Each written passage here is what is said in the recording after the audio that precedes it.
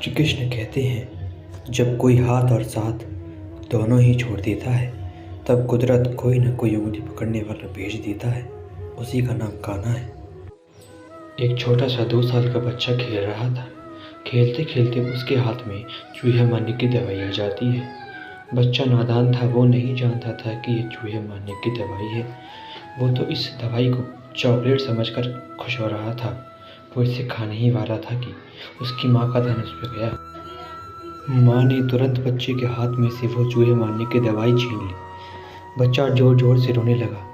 बच्चे के रोने के बावजूद भी माँ ने उसकी एक ना सुनी और वो दवाई उसने कहीं पे छिपा दी, क्योंकि बच्चा नहीं जानता था कि ये चॉकलेट नहीं, चूहे मारने की दवाई। पर माँ तो जानती थी कि ये चूहे मारने की दवाई है और ये मेरी बेटी के लिए सही नहीं है। बच्चे को कुछ पल की खुशी देने के लिए माँ उसे वो दवाई नहीं दे सकती थी, क्योंकि वो उसके लिए हानिकारक थी। वैसे ही जब हमारी ज़िंदगी में हमें कुछ ऐसा मिले जो हमें कुछ पल की खुशी दे और फिर वो वापस चला जाए, तो हमें निराश नहीं होना चाहिए।